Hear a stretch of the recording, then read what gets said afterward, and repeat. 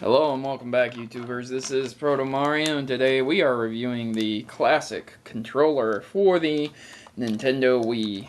As you can see, my Wii sits in the background. Say hi, hi! And this accessory is exclusive to the Wii. It cannot be used with any other Nintendo system or any other game system on the market. Which is a shame, because this controller is, simply put, amazing.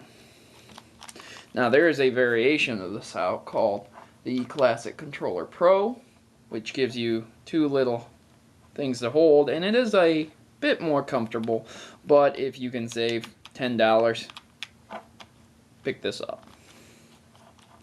This is needed for all Super Nintendo games and higher, downloaded on your system, as well as some Jaguar and Sega games. Because the Nintendo controller does work with the original NES games that you download. It does not work with the other games because it requires an L and an R as well as an X and a Y. Where the Wii Remote can generate these buttons right here, it cannot generate these. Or the Z button, or the C stick required for the N64. So you need a classic controller. If you're only planning on downloading NES games, you do not need another controller, and don't let anyone tell you that you do. Just if you're downloading SNES or higher. NES good, SNES classic controller needed. So, what comes with the classic controller? Well, not much. This is what you get. But build quality of this controller is solid. This controller does not have rumble feature, which I think is a bonus, because rumble feature is annoying after a while. And if I'm doing something on a game, and I take a call, and I'm taking a lot of hits on the game, the controller is going to be like doing this. And, you know, I'm just going to be like, oh my god, can you just shut up for a minute? Jeez.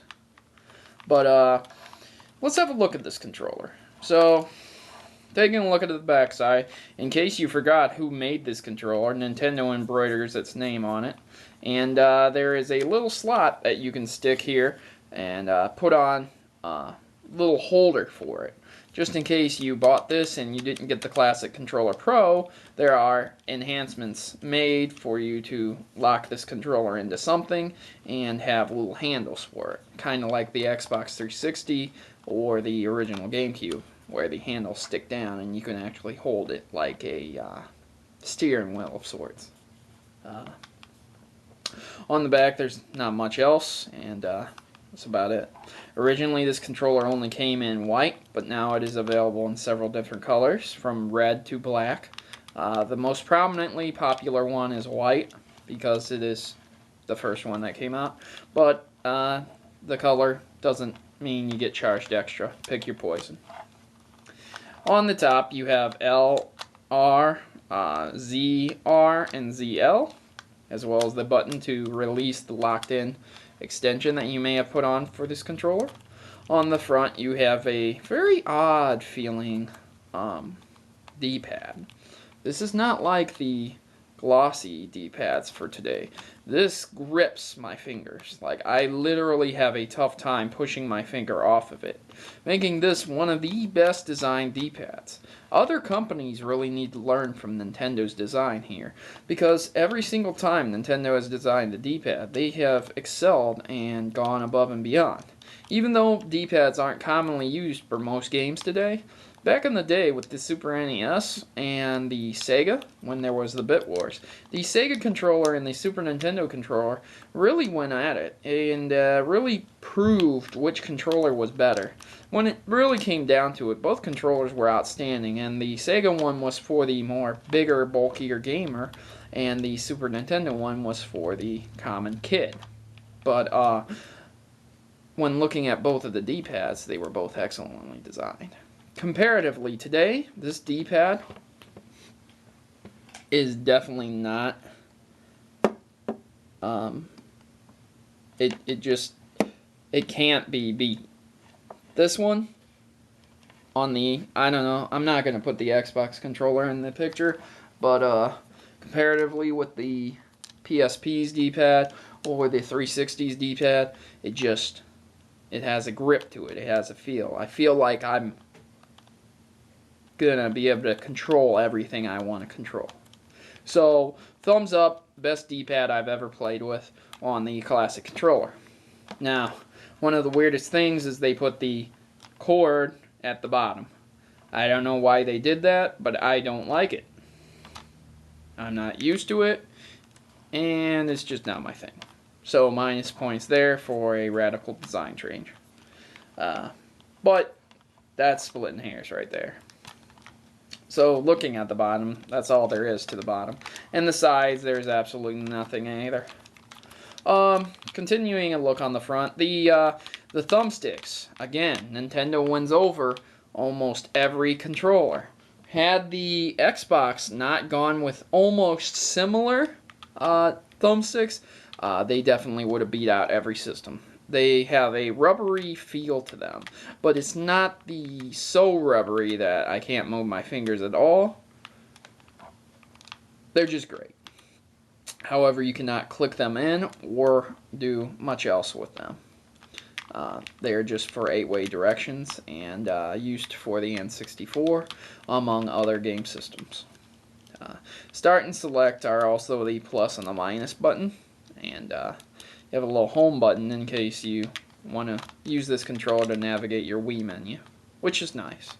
The A and B button are clear for some reason, perhaps just design, I don't know why. And these do not have the same feel as these do, so they're kind of made of the same material, but not really. And the X and Y are solid. These buttons are solid. They feel solid. They don't feel cheap. This controller doesn't feel cheap, but it does feel hollow. Looking at it, just in the instance that you forgot that this was for the Wii, there is a Wii symbol on the front, just in case I suddenly said, hey, what game system am I playing? Oh man, I totally don't want to look at what game system I'm playing. Let me look at my controller. Oh yeah, it's the Wii, I forgot. And yeah. One thing about this is it's not wireless, as you can see the wire, but that means no batteries, so that's kind of nice. It connects to your Wii Remote via this thing. Why couldn't they have just used USB? I don't know. But they use some weird connection that connects, and it hooks in, click, clickety-click, and end the story to the bottom of the Wii Remote. You can put the Wii Remote anywhere, as it works off of Bluetooth technology and not infrared or lasers or line of sight. So you can place it in your lap and do whatever you want with it, as long as you have the room to play with this. Now, this cord is rather short for the Wii controller, but the Wii controller is wireless and it can go anywhere. Strictly speaking, structurally, I believe the classic controller is a wonderfully designed controller, and it was really put into some thought and testing when they made this. It really brings back memories and is more akin to a Super Nintendo controller than anything else. With the addition of these thumbsticks, I would say if a Super Nintendo controller met a Sega CD, Sega 3D controller with the thumbsticks, or met a PS1 controller, and they spit out and had babies, this would pretty much be it. Blah. Babies.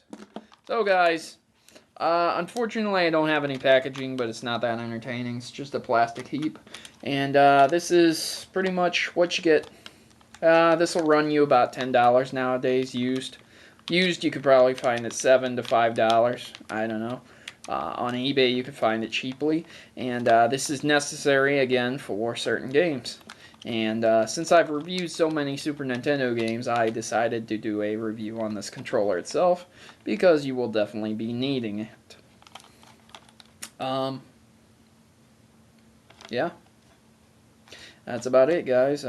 If you disagree with me, if you don't think this controller is good at all, please leave a comment, and please back up your response, because I don't like people just saying this controller sucks or this game sucks. Just tell me why. Tell me what you think. Maybe I missed something. Maybe when you use it, the joysticks don't work. Maybe when you use it, that D-pad it has a latency of a second or something. You know, maybe. Just tell me. It's nice to know. Save other people some money. So guys, this is the Wii Classic controller, and hopefully this will be in your hands.